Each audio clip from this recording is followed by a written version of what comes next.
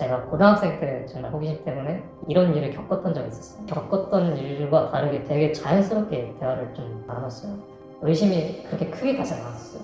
뭐 저의 성향을 좀 풀어주겠다 이런 식으로. 성욕이 너무 컸던 나머지 그랬던 실수를 다시 반복하게 되고 너무 원망했어요. 제 스스로를. 자책을 좀 많이 했어요.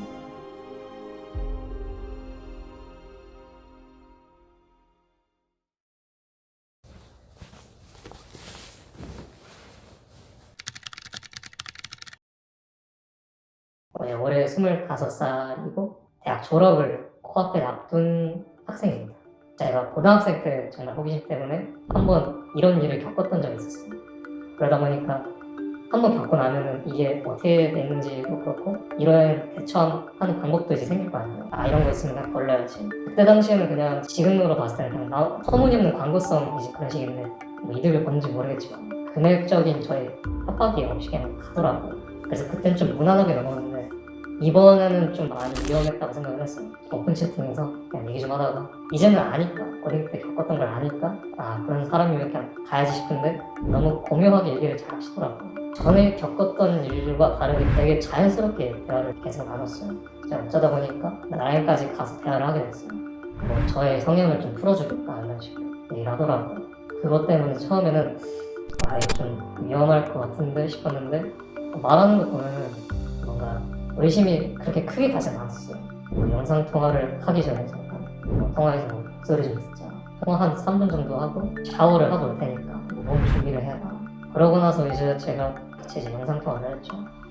그 전에 있었던 일과 계속 대비를 하려고 하다 보니까 과거에 그런 지금보단 좀 덜 발전된 수법이 머릿속에 남겨져서 미처 생각 못했던 것 같아요.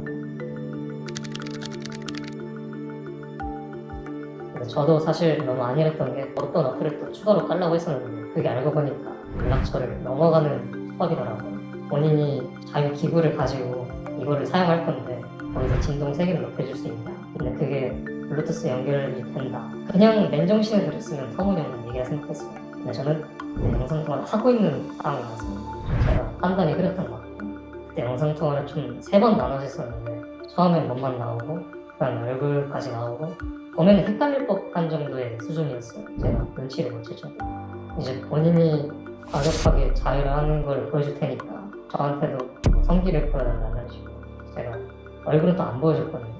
그 사람도 좀 답답했었나 봐요. 얼굴 안 보여주는 것 같아가지고 그때 더 의식을 못했다면 얼굴도 깠었을 것 같은데 그냥 성기만 보여줬던 것 같아요.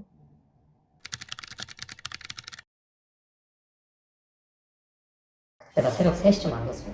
계속 협박을 하더라고요. 심장도 되게 빨리 뛰고 이걸 어떻게 해야 될지 싶었는데 심지어 제가 업무나 아니면 과제 같은 거를 오픈 채팅으로 맨날 모여놓는 방이 있어요. 이제 그 방을 빌미로 이제 저한테 문자가 날라오더라고요.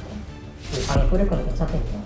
그때 더 멘탈이 나와가지고 결국에는 그냥 금액 협박이었었는데 시간을 한번 어떻게 끌어보려고 얘기를 했었어요. 그 사람도 답답한지 모르겠는데 욕을 하면서 저한테 협박을 하더라고요. 결국에는 일단 이 영상 자체를 그 사람이 만들었으니까 유포가 될 수 있는 위험에 처해 있는 거라고. 유포 자체가 내일이 될 수 있는 거고 아니면 기한이 정해지지 않은 상태에서 불안감을 계속 갖고 있으니까 제가 말 수 있는 게 없었어요. 그때 밤을 좀 샜어요. 진짜 유포되겠다 싶어가지고 난 이거 어떻게 해야 되지 싶었는데 정말 우연히 여기 기업에 대해서 좀 알게 됐어요. 네이버로 그냥 어떤 거든 다 찾아보는데 24시 무료 상담을 해주더라고요. 상담이라도 받아볼까? 저 할 수 있는 게 막 없으니까. 근데 늦은 시간에 받아주시더라고요. 이제 다양한 질문들이 오고 저는 그거에 이제 답을 하면서 이런 식으로 대처를 하면 된다. 좀 안심이 되긴 했었어요.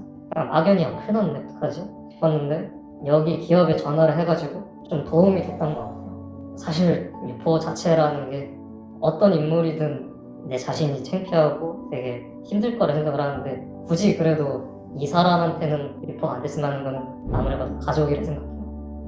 한 1주에서 2주 정도는 전화 오는 게 굉장히 마음이 철렁거렸어요.